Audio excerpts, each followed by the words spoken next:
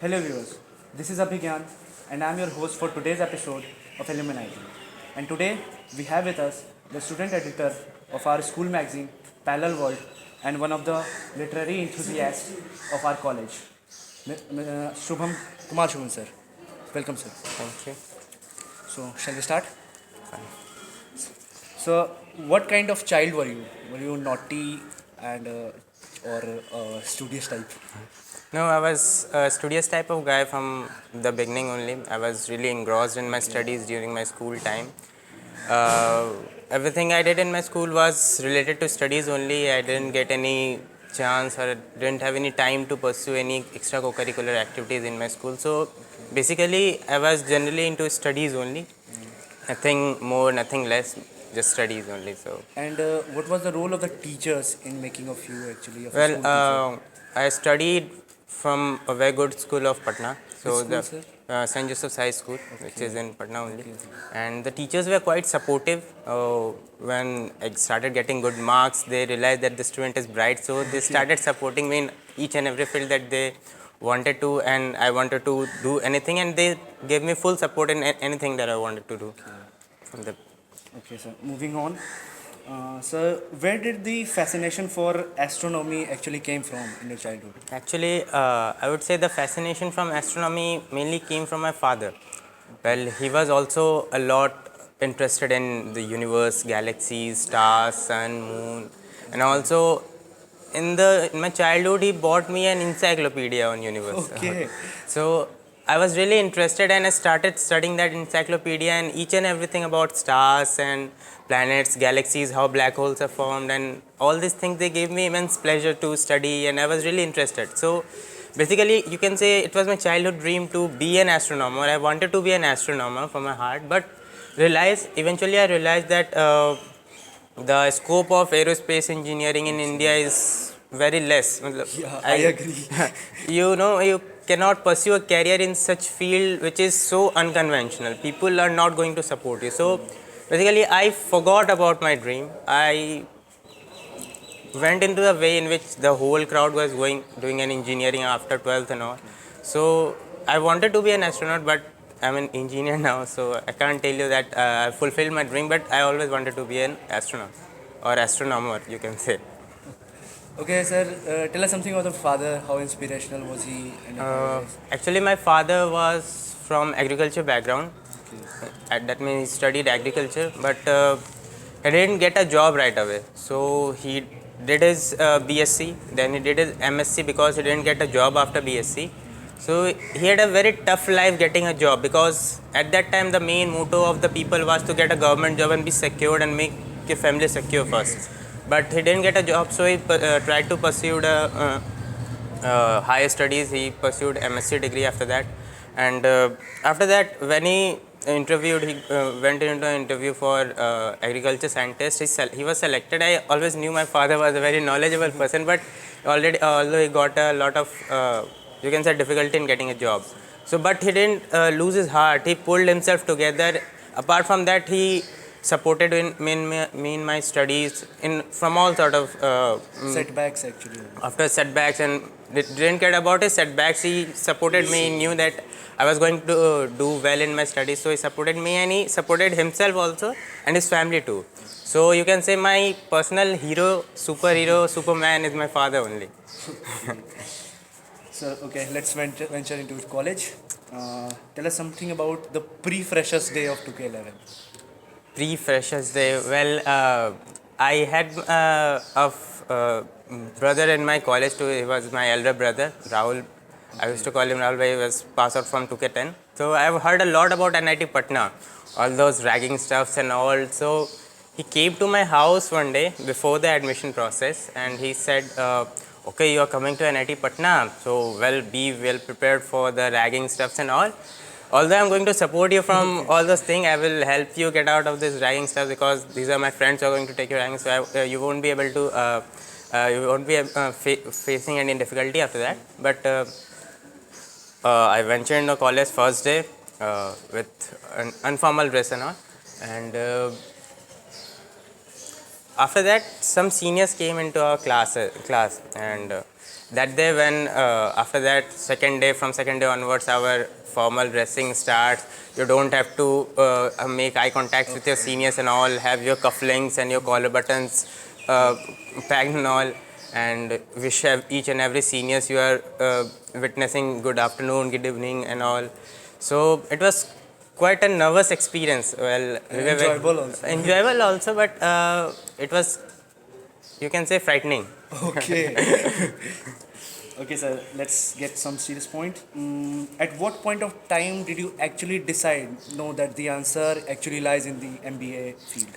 Well, after coming to engineering, my first thought was to excel in the field of engineering only. Well, I didn't think about going for an MBA degree or in the first year itself. But in the second semester, at the last of the second semester, when we decided to start the college magazine, well, it wasn't successful at first, but after in the second year itself, with the help of our director, our dream came true, and we were able to start our college magazine. And when I saw that I have those leadership skills that is required to be an entrepreneur, you can manage a team of 30 and 40 and make them do a work in particular direction, fetch some good result out of that. I thought maybe I can be an entrepreneur, I can be a businessman, I can be a CEO, because leadership skill is that is wanted in these things. So I found myself, I have those qualities inherent in me. So I thought maybe I could go for an MBA, and even for taking a CAT exam, your English should be good, your aptitude should be good. And I started, and I eventually found out that my English was okay. I can score well in CAT. So I decided why not to take a chance. Yes, and you actually excelled into that. Thank you very much. Sir, you are going for higher studies and leaving the viable option of a job. And what's the take of your family on this, your father on this? Well, my father is not quite supportive on my MBA, pursuing an MBA degree, because he himself has got a government job. But so he also wanted me to take a government job, like going for an IS or IES exams, or like companies visiting our college. He always pushed me, or he always forced me to go for exams such as DRDO and Texas Instrument, which is related to my core subject, and which some DRDO exams like which have government PSUs exams and all. So he's not quite supportive, but I have almost persuaded him that I want to do an MBA degree. I know what my qualities are, and I want to excel in my field, because if I choose to go in my core field and government jobs, I think those things won't be able to give me a that platform that is needed to showcase my skills and all.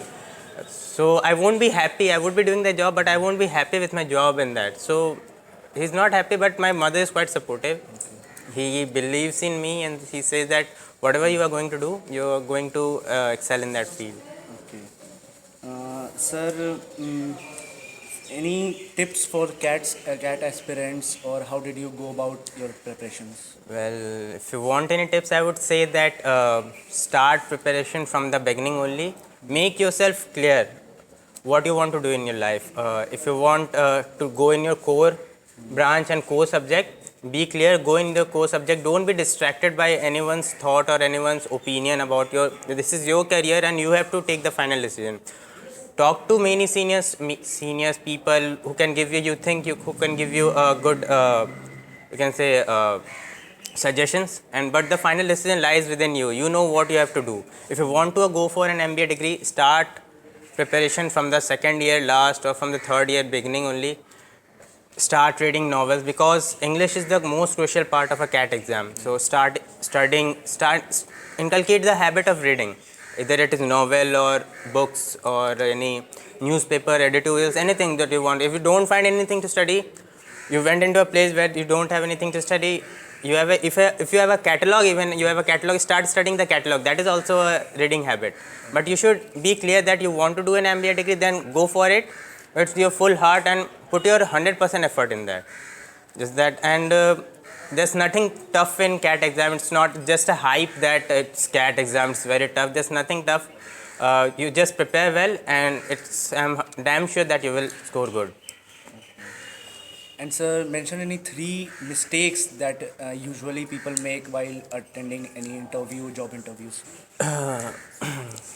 Mistakes, or you can say people generally get nervous while going for an interview. I would say that I have also faced 8 9 interviews in my college and 2 3 interviews outside college, including IIMs and all. The main thing lies that if you are nervous before the interview only. Just realize that when you are going to sit on that chair in front of the interviewer, all that nervousness slightly fades away. You will eventually realize that the person sitting in front of you is also a human being, and he's not going to cut your throat for any wrong answer if you are going to give any not going to give any answers of their question. So just remember that the people that are interviewing are also human beings. They are not going to do anything. Just keep yourselves together, have confidence in you that yes, you can do it. There's nothing to fear about anything else, and read some etiquettes about interview, like how to enter a room, how to set everything else, and so you should have some mock interviews. Okay. That will help you a lot. Okay. So tell us the toughest question that was asked to you in IM Indoors interview, uh, Toughest or any question. question that you remember. Well, basically my interview was a stress interview, you can say. People always used to address me as Shubham, and when I entered that room, first time any person in my life has addressed me as, so Mr. Kumar, how are you today? So I thought they are looking at a different angle.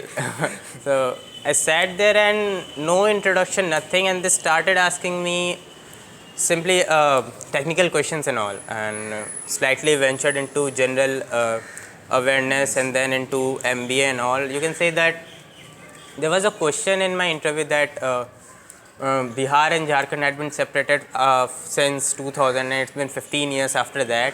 So, what effect that does this division has on Bihar? So, I gave that answer, but they grilled me on this question. They literally grilled me on that question. They killed me. My last point, they picked up my last point when I said that the widespread development in Bihar and Jharkhand would not have been possible if both had been a parent state, Bihar itself. Uh, so they grilled me on that. So you are saying that every big state should be cut into small states. If India is also a big country, you should divide it into four: North India, South India, East India, West India, and then there should be 4 prime ministers in it. So what do you think? Your point is illogical and all. So I thought this was the most toughest experience of my interview. Otherwise, my interview was quite normal and they were quite satisfied with my interview. But they were not satisfied with this answer of mine. So moving on, you mentioned Mother Teresa as a person you want to meet. So if you happen to be a businessman, do you have any ideas, business idea actually, which does have a social quotient? Well, I always wanted to meet Mother Teresa because I'm very much into social service. I like social service. I like people who are like philanthropists and all, who work for different people, because I personally think that the major problem in India lies in poverty, and someone helping poor people is like idol for me. So that was the reason I mentioned that I wanted to meet Mother Teresa and all.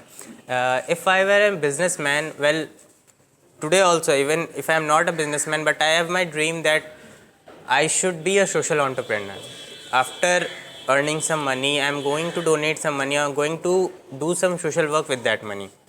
So if I happen to be a businessman, I would be having some social quotient. I would be helping people with my money and all, because I personally think that if you want to do something for your country, you should help your country first. And how we are helping our country, we can help our government eradicate poverty, although our help would be a small fraction of the whole work needed or the whole effort needed to eradicate poverty, but it would be accountable. It would be something that would be legitimate effort to eradicate poverty.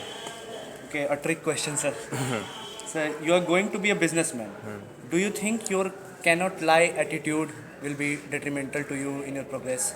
Well, I know that if you want to be a businessman, then you should be slight, wicked, and cunning, because you cannot do business after on the basis of that I cannot lie. I have to keep all the transparency and all the truth before my people and my colleagues and all. I think that my cannot lie attitude won't it would be detrimental in my you can say progress. So I would modify it a little bit when I will be a businessman. I would keep those things from people if I think that I have to lie, and if that lie doesn't hurt many people, and it would be beneficial for my company or for my company and all for the progress, I would lie. So mention the difficulties and experiences while starting PW with Nitish sir. Well, it was a very cumbersome task, I would say. Firstly, we thought about starting parallel world in our first year itself. We didn't have any support. Our director was not supportive, but we knew that in our third year. At that time, we had a senior, Asim Aishwarya sir, in our third year. They had a magazine named Images, and it was a personal venture. Their personal venture. They used to uh, print that magazine on their own. It was a 6 or 7 page magazine of that comes once in a year or in twice in a year. So they said don't start a new magazine, just help us out with images. But we thought, no, if we are going to start, we are going to start a new magazine and we are going to make it official. So we didn't have a name in that at that time. So one day me and Nitish were walking out of the canteen, you can say. We were drinking Coca-Cola and all. Suddenly, name strike, Parallel World. So I said, let's name our magazine Parallel World. I said, how are we going to justify Parallel World? I said, people or students in our college studies. They come to the college for studying and all. They are almost involved in test, quizzes, practicals, and exams and all. But when they go back to their houses or their hostels or in their rooms, they have a completely different world. You can say there's a new parallel world going along with their studies. Some pursue story writing, some pursue, you can say, some play guitar, some play football and all. So I thought, why not to expose that life of students in our magazine? That way I justified parallel world. But we didn't succeed. Although we named our magazine, but we didn't succeed at first. Actually, no such fiscal benefits came from our college. Everyone that we have approached, they said that you have to take the sponsors from outside the college. The college is not going to help with even a single penny. We ran for over a month and all. Although almost 50 to 60 companies we visited, and no one was willing to give us any money for any startup venture which has no prior history of success and all. So no one was willing to, you can say, lend their money to us. But almost we had lost hope. But in the second year itself, in the beginning of the second year, when we came back to our college, we got to know that we have a new director. We thought, let us take a chance. Let us again take a chance and let's approach our new director. Maybe he could be a little supportive. We approached our director. He personally took interest in our venture. After 3 days, when we went to meet him again, he has already assigned us a teacher in charge. He has assigned us some money. He has kept aside some 1.5 to 2 lakhs of money for our printing purpose and all. And he said, go and start your magazine. He actually helped you through. He actually helped us through the magazine, and we are still indebted to our director for helping us out. Okay, sir. Last question in this section. So mention 3 qualities that you must have to be a media coordinator in Milan, an event like Milan and Corona.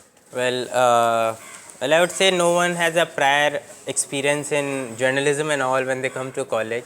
So that you're asking about 3 qualities. I would say the first quality would be to willing to work. Okay. If you are willing to work at any position in your college tech fest or cultural fest, then you can pull out any responsibility that is being given to you. So being a media coordinator, you should be willing to take up that job seriously. After that, you should know, I think for being a media coordinator, main thing is to write articles to the news house and all. So if you want to be a media coordinator in any cultural fest or tech fest, inculcate a habit of writing and good writing, because that is what mainly needed in and you should also have a you can say quality of talking to people, communicating with people, because journalism is mainly about communicating and how you can persuade Soft people to skills. soft skill and all, how you can persuade people to come to your college, have a visit and look at your events and all. So I personally think this. Let's start the rapid fire section, sir. Okay. So, astronaut, scientist, entrepreneur, philanthropist. So, basically, what you're trying to say that you want to be Tony Stark. Well, everyone want to be a Tony Stark in his life, so you can say if that is my fascination, I would say I really want to be a Tony Stark. Okay. So, favorite movie? The Dark Knight? Okay. Do you think Interstellar was overrated at times? No, I don't think so. It was quite rightly rated. Vivek Oberoi compared his role in Chris 3 with Joker in Dark Knight. Comment on that. Well, he was not in his right state of mind at that time, maybe. So, confidence can camouflage lack of talent. True or false? True. So, who was the first person you called up when you got selected for Ericsson? My mother. Okay. So, if personality is restored in rebirth, who do you think you were in your previous birth? I don't really know. Martin Luther King. Okay. So, any place you visited through Tarumitra? Dharnai, solar village that has almost 80% of its power supplied by solar energy. Okay. So, and the last section of our team is social section. Any social taboo prevalent in India that you wanna mention? I would say casteism. Okay. It's very quite prevalent and it's quite entangled in our society and lot, and people blindly believe in this fact, and I don't really support casteism and all. So I think that is quite, you can say, detrimental in our progress also. Thank you, sir. Thank This was you a very much. wonderful interview.